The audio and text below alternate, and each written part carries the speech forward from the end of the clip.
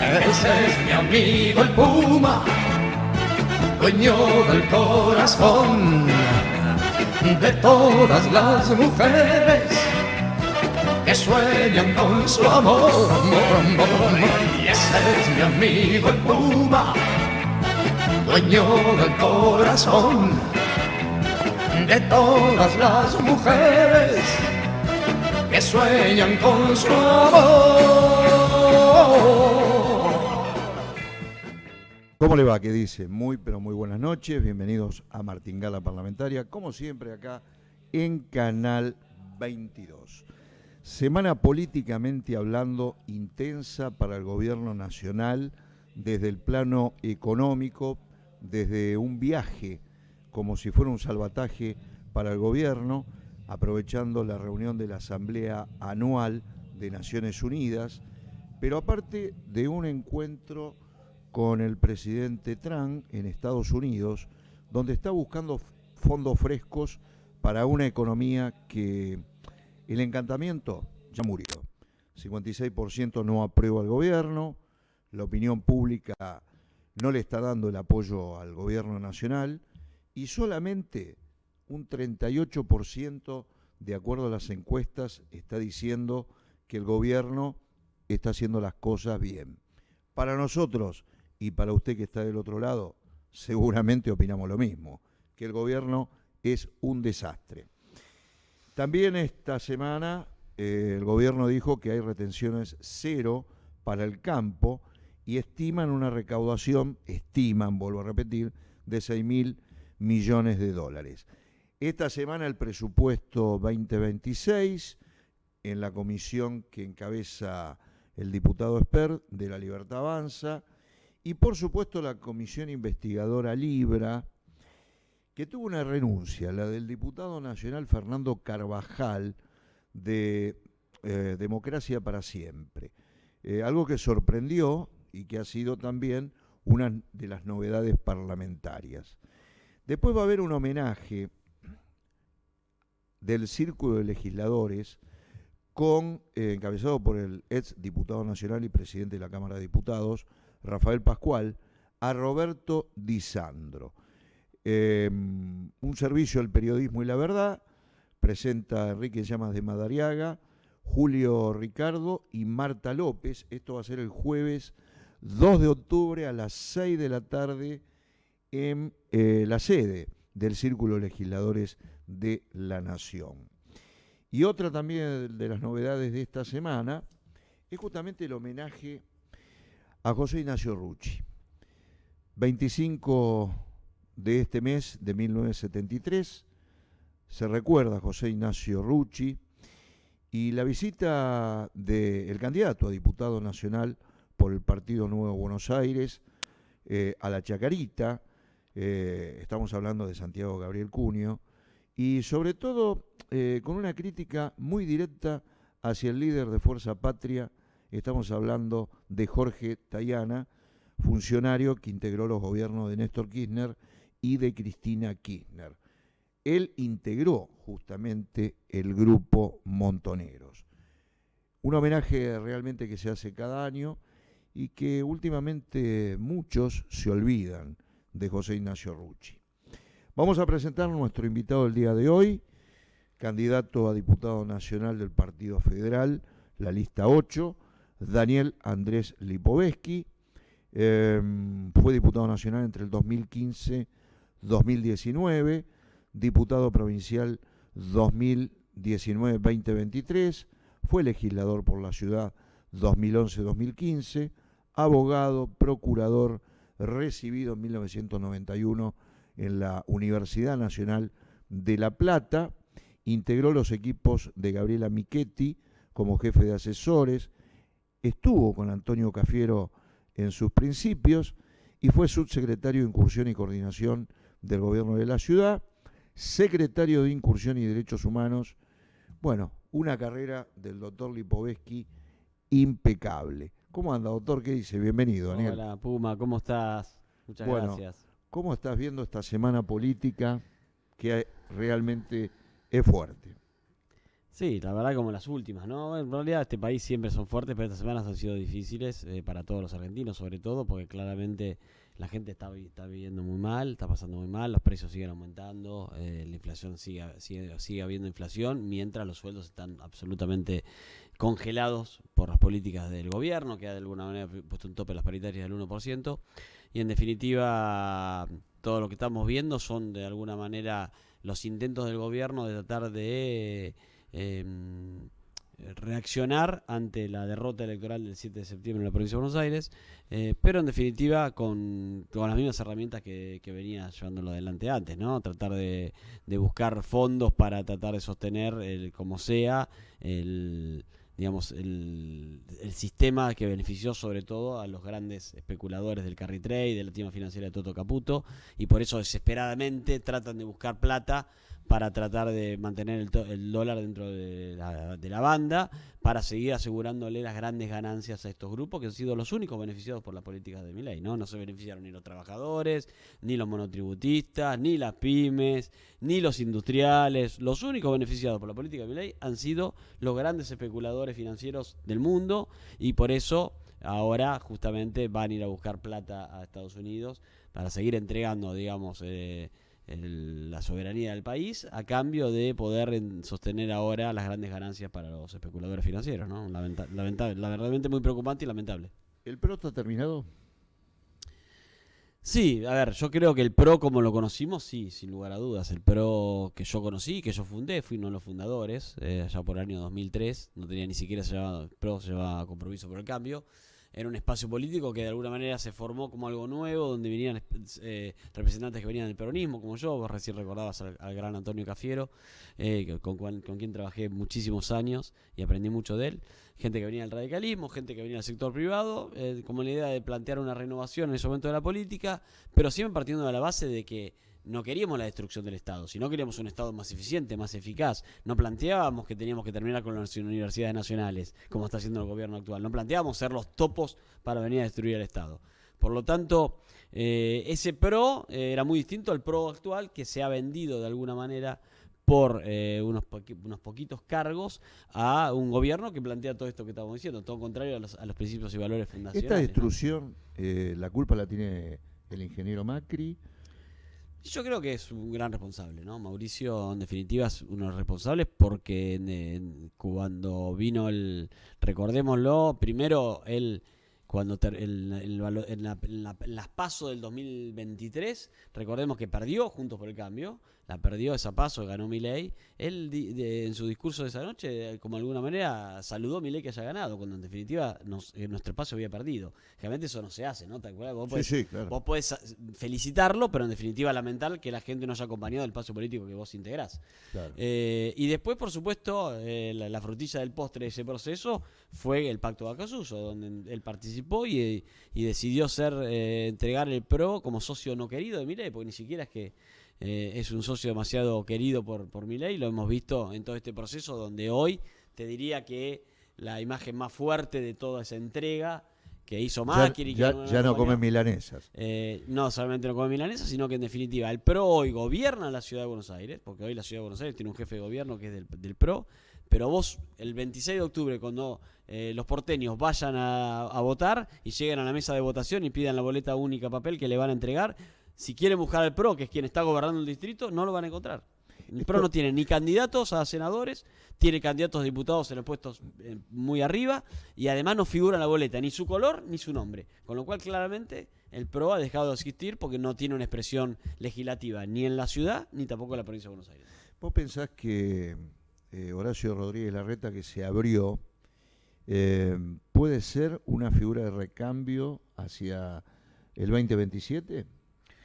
Es posible. Horacio ya mostró su vocación de querer ser jefe de gobierno. Por lo tanto, te diría que el recambio lo plantea desde volver a ser jefe de gobierno en la ciudad. Lo dijo públicamente en las elecciones de mayo.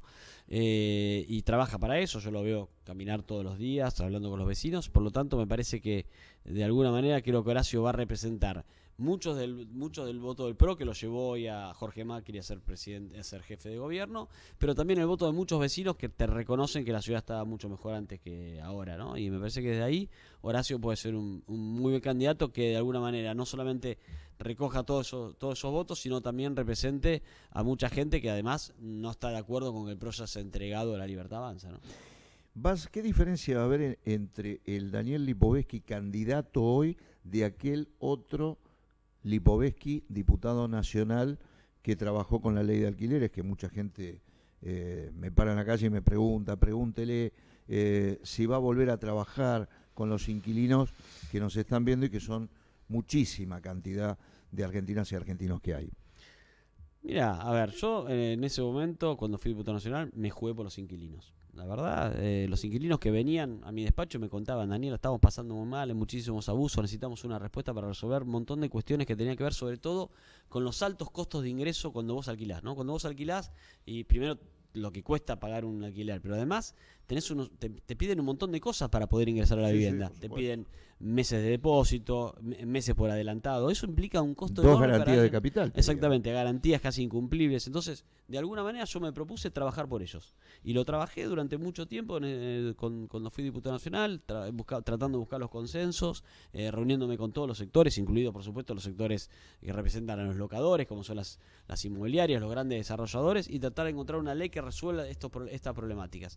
Y logramos, gracias a ese laburo que hice durante muchos meses, logramos el consenso necesario para aprobar la ley de alquileres que no tuvo votos negativos, ¿no? Tanto ni en diputados ni en el Senado. Por lo tanto, de alguna manera, ese laburo de consenso que logramos se dio en la votación, lo cual es muy difícil, vos sabés muy bien, en el Congreso, que sacar leyes de este tipo sin tener votos negativos. Ahora, lamentablemente Milei eligió el camino contrario, ¿no? Eligió, como en todas estas cosas, representar a los poderosos, ¿no? Milei está claro que es un gobierno que representa a los poderosos. En este caso, en la relación entre locador y locatario, el poderoso es el locador, sin lugar a dudas, es una relación desigual, y por lo tanto, ¿qué hizo? Derogó la ley de alquileres, pero no solamente la derogó, sino que las únicas cláusulas que mantuvo dentro de la ley del DNU 70, que fue el que por encima la derogó por un DNU, ni siquiera por una ley, incluyó regulaciones que benefician al locador. Por ejemplo, para darte una situación, antes con la ley vigente cualquier inquilino era el único que podía cortar el contrato anticipadamente, pero no el locador, porque claramente si vos te ingresás a la vivienda y tu locador a los 3 meses te dice: che, te tenés que ir, eso implicaba dejarte sin lugar para vivir. La ley garantizaba que durante todo el tiempo que durara el contrato, el locador no te podía echar antes. Bueno, ¿qué hizo Milei? Eliminó esa cláusula y introdujo una nueva norma que dice que el inquilino, si quiere irse antes, le tiene que pagar al locador el 10% de todos los meses que le debe todavía por irse anticipadamente. Ahora, si el locador le dice al inquilino: che, andate, no le tiene que pagar nada. Y lo puede hacer a los 3 meses de vigencia del contrato. Con lo cual está claro que Milei está del lado de los locadores, nosotros siempre vamos a estar del lado de los inquilinos. Y volviendo a tu pregunta, cuando sea diputado, a partir del 10 de diciembre, voy a trabajar para una nueva ley de alquileres 2.0 que incluya un montón de estas cuestiones que estamos viendo. Que haya un solo mes de depósito, no que te pidan 2 o 3 meses de depósito. Que las empresas extraordinarias las pague el locador y no el inquilino, como le están planteando hoy en los contratos. Hoy en los contratos le plantean que las empresas extraordinarias, en la mayoría, las tiene que pagar el inquilino. Y no corresponde, las tiene que pagar el locador. Lo vi en el contrato, en un contrato. Exactamente. Y también vamos a establecer que solamente se te puede pedir un mes por adelantado, no como ahora que te están pidiendo 2 y 3 meses por adelantado. Y después establecer el plazo para las reparaciones urgentes, porque hoy es un drama. Vos sos un inquilino, se te rompe algo, le pedís al locador que se haga cargo porque le corresponde, y el locador se hace el boludo, no te responde, y entonces el inquilino, ¿qué hace? Desesperado, por ejemplo, por una pérdida de agua, la arregla él, hace el gasto él, y después nunca más le devuelven esa plata. Por lo tanto, nosotros vamos a incluir en la ley lo que estaba antes, que era un plazo de 24 horas para que las reparaciones urgentes se resuelvan. Todas cuestiones que hacen a que la gente que los inquilinos puedan de alguna manera equilibrar una relación de por sí desigual entre locador e inquilino, ¿no? Y esos aumentos que hoy en todos los contratos de locación está establecido que cada 3 meses hay un aumento, o sea, de acuerdo a la inflación. ¿Estás de acuerdo o no? Mira, nosotros establecimos, el proyecto que yo presenté establecía actualización cada 6 meses. Claro. Después el debate parlamentario se extendió a 1 año. Yo creo que en un contexto como en la Argentina, que es un quilombo económico, donde una elección, por ejemplo, nos eligieron consejeros escolares y consejeros y concejales municipales en la provincia, generó que el riego país se vaya que suba 500 puntos, realmente la situación de la economía en la Argentina es muy inestable, hay que ser cuidadoso con los plazos. 1 año parece mucho, Sí. por lo tanto me parece que 6 meses es un año mucho más Es adecuado. como que cierra mejor. Exactamente. ¿Y qué otra propuesta vas a llevar en este nuevo Lipovetsky al Congreso? ¿Qué otro tema tenés como caballo de batalla aquí en la campaña? Mira, mi primera propuesta, que es una de las principales, es aplicarle un 1% a los grandes inversores especuladores o especulativos del carry trade. Creo que hay que confrontar este modelo. Como bien decía, yo soy muy crítico del modelo de la timba financiera de Toto y de Jabo, por decirlo de alguna manera. Y por lo tanto hay que pensar en un modelo más de la producción y pensar más en la gente. Por lo tanto le vamos a aplicar el 1% a los grandes inversores especulativos del carry trade, y lo que se recaude con ese 1% lo vamos a destinar a 2 puntos específicos. Uno, a que los trabajadores puedan viajar gratis a sus trabajos, digamos, en transporte público. Sí. Y otro es bajar las cargas sociales a las pymes, que son las grandes dadoras de empleo en la Argentina. Más del 60% de los trabajadores dependen de pymes, y que esas pymes paguen menos cargas sociales para poder contratar más gente, porque en definitiva, gracias a las políticas de Milei, se han perdido más de 500.000 puestos de trabajo desde noviembre de 2023 hasta hoy, y por lo tanto ya empieza a sentirse la falta de laburo. Hay mucha gente que hoy no tiene trabajo. Recién pasado por acá por un negocio acá, unas cuadras, había un pedido de empleados y había 2 cuadras de cola, y esto es lo que está pasando hoy, y por lo tanto hay que ayudar a que las pymes generen más empleo, y para eso tenemos que hacerlas que paguen menos cargas sociales. Por lo tanto le vamos a pedir a los especuladores de que toda la torta que se llevan todos los días nos dejen un 1%, y ese 1% lo destinemos a los argentinos. ¿Cómo? A los trabajadores para que viajen gratis a sus trabajos, y a las pymes para que paguen menos cargas sociales, y así pueden contratar más gente y dar más laburo a muchos que lo necesitan. Y decime una cosa, el IBC, que es un tema, por supuesto, que es de la ciudad, pero lo estamos viendo el IBC que no está funcionando como realmente funcionaba. ¿Te vas a tener alguna propuesta con respecto al tema vivienda en ciudad? Porque siempre se habló de la zona sur de la ciudad, Sí. pero la zona sur sigue estando olvidada. Sí, tal cual. Mirá, yo creo que el IBC no es una excepción a una gestión que hoy en la ciudad no funciona, ¿no? La gente, y no lo digo yo, lo dice la gente. Por algo el gobierno del PRO en la última elección salió tercero, sacó 15 puntos. Y eso tiene que ver con que justamente la gente está descontenta con la gestión actual. Y el IBC no es la excepción en ese marco.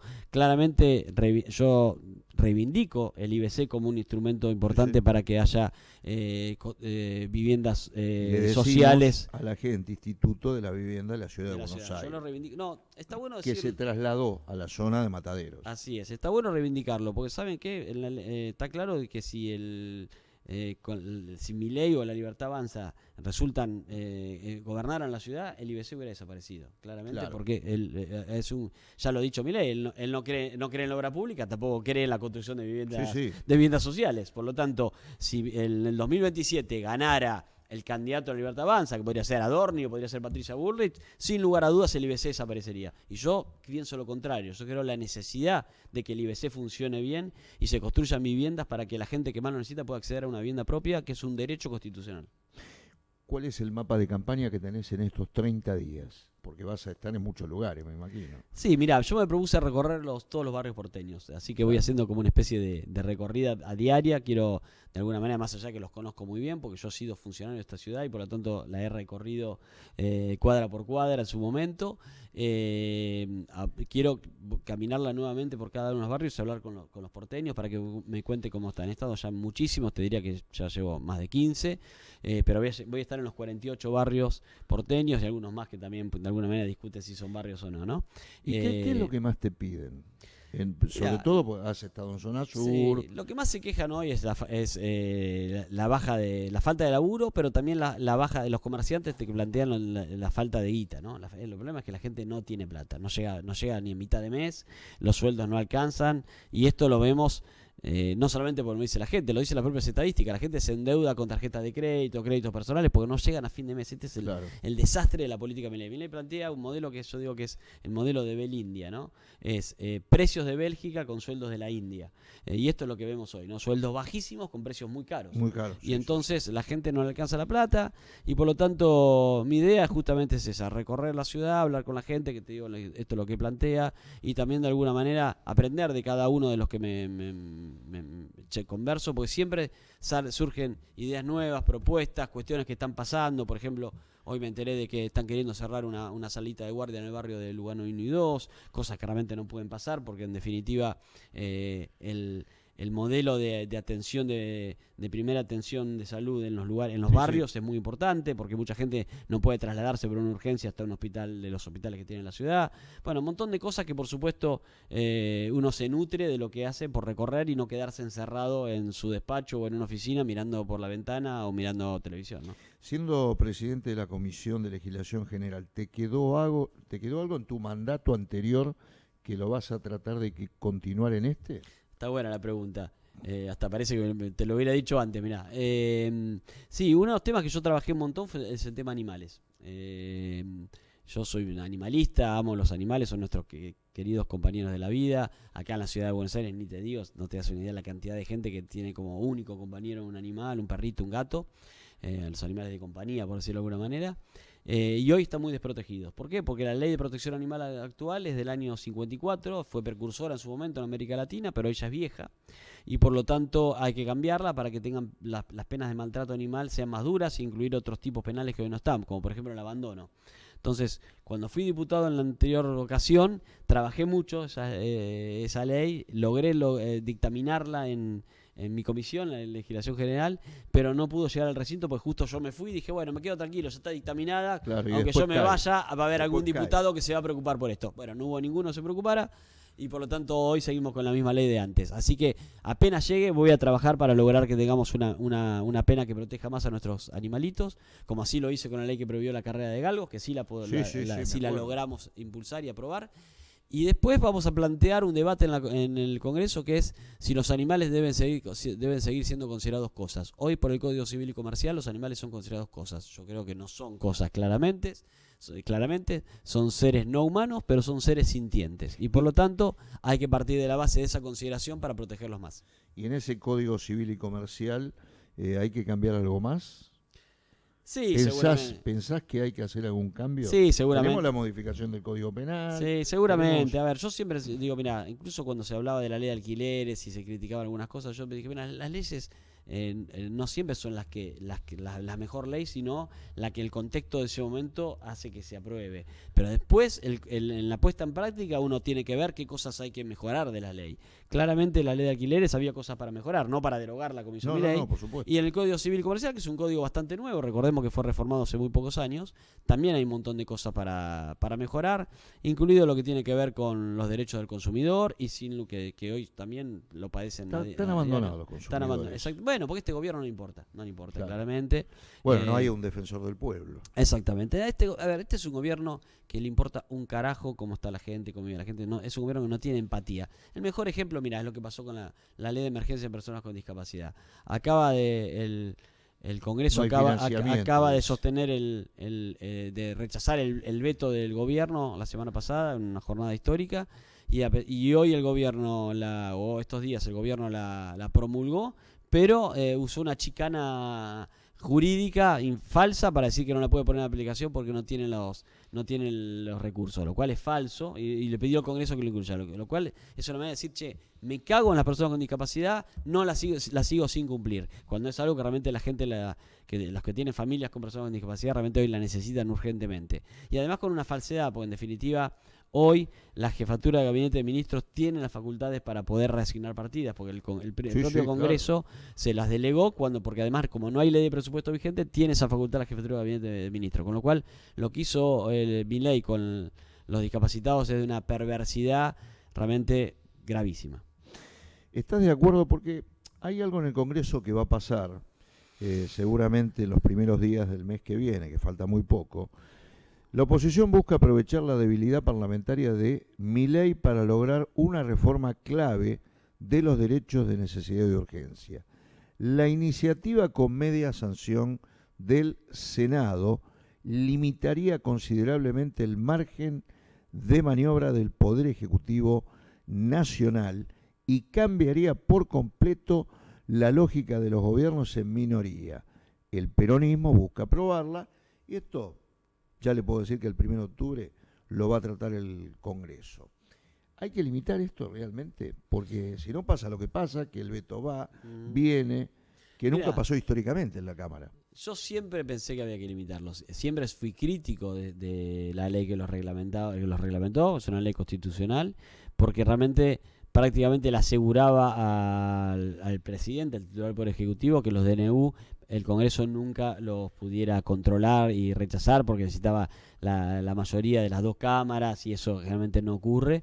Y por eso históricamente creo que la primera vez que se rechazó un DNU fue ahora, cuando se rechazó el DNU de los fondos de la CIDE, si mal no recuerdo. Por lo tanto, creo que hay que hacer una nueva reglamentación donde sea mucho más estricto el control parlamentario. Yo reivindico el control del Parlamento de la función del Poder Ejecutivo, porque además la Constitución Nacional después del 94 justamente buscó eso, a pesar de que después se trató de diluir, y así que me parece muy bien. Lo que sí te diría dos cosas. Primero, apoyo el proyecto y ojalá que salga, pero después le pido a todos los partidos que hoy la están votando que si después les toca gobernar, no se hagan los boludos y la mantengan, porque no es solamente que esto es reglamentar los DNU para perjudicar al gobierno de Milei, que está bien que lo hagan, porque realmente Milei ha hecho uso y abuso de los DNU, sino para que esto se mantenga, para reivindicar el rol del Congreso importante y controlar los DNU, sea de cualquier gobierno, sea el de Milei o el del que venga. ¿Por qué elegiste el Partido Federal, la lista 8? Daniel Madeo, ¿por qué elegiste ese sector? Bueno, primero porque es un partido que reivindica el federalismo. Yo soy defensor del federalismo. Pensemos que es un partido que fue fundado en 1819 o 1820 por Manuel Dorrego hace un montón de años, es histórico. Después tuvo una refundación con Manrique, pero originalmente es así. Y por otro lado, porque claramente es un partido que tiene una posición muy clara en cuanto a ser crítico a las políticas de Milei, cosa que por supuesto coincido. Yo de alguna manera soy uno de los que he mantenido coherencia con esto. Ahora vemos que algunos, después de que perdió la elección de septiembre en la provincia, hay muchos dirigentes que antes eran pro Milei y lo defendían y levantaban la mano en el Congreso, que ahora se empiezan a hacer los críticos, pero durante mucho tiempo lo defendieron. Yo siempre fui claro de que con esta política no se iba a ir mal y creo que lamentablemente no me equivoqué. Y el Partido Federal realmente en eso también ha sido coherente, así que por eso me pareció que nos unía el federalismo y también una posición clara sobre lo equivocado de las políticas de Milei. Así que por eso es que hoy le agradezco mucho al partido que me haya dado de alguna manera, me haya recibido para ser candidato en la ciudad de Buenos Aires, ¿no? Ustedes saben que Sara Amores es la mamá de Daniel y el papá era Jaime Lipovetsky. ¿Qué enseñanza te dejaron y te dejan tu mamá, por ejemplo, que Mirá, estás... Mi vieja Porque vive... este es el costado que a veces no se pregunta a los candidatos. Sí, está buena la pregunta. Mira, mi vieja vive, está muy grande, es psiquiatra infantil, así que realmente me ayudó mucho a entender desde su profesión, por ejemplo, los componentes psicológicos y psiquiátricos de las personas cuando tienen que tomar decisiones, ¿no? Y que es algo que se soslaya. Por eso yo estaba convencido, y voy al ejemplo de Milei, de que Milei no estaba de acuerdo con él por sus ideas, pero también por sus propias características personales, que lo iban a llevar a esto, ¿no? Es un tipo que nunca tuvo códigos en relaciones de amistad, no tuvo amigos, no pudo construir una relación permanente de pareja, y eso de alguna manera después se traslada a las decisiones que tiene que tomar cuando vos gobernás, y más cuando sos presidente. Así que de mi mamá, desde el lado profesional, eso, y por supuesto después haber tenido la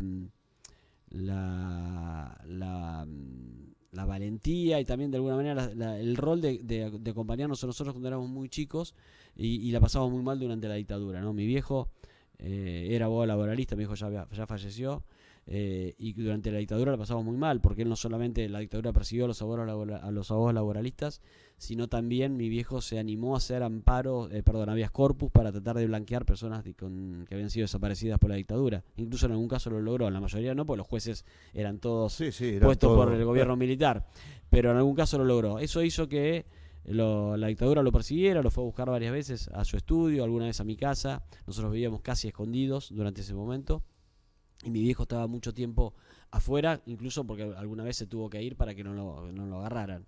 Y mi vieja ahí se hizo cargo de la familia, nos acompañó y trató de hacer que ese momento tan difícil, desde lo personal, pensemos que yo, por ejemplo, no podía invitar a ningún compañero mío de la escuela a mi casa a jugar, yo era chico, porque por supuesto nuestro domicilio lo conocía muy poca gente.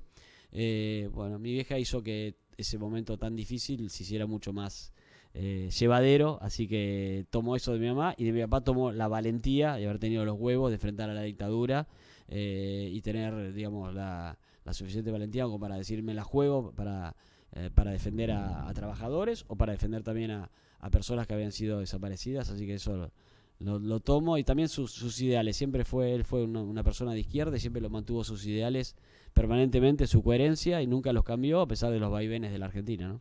Daniel, gracias por haber estado acá en Martingala Parlamentaria y en Canal 22. A vos, Gracias. Puma, un placer, gracias. Gracias. Bueno, ahí hemos estado con Daniel Lipovetsky, candidato al Partido Federal de la lista 8. Dios mediante con ustedes, nos reencontramos, pero antes le cuento esto. Tus escapadas son en la provincia de Buenos Aires.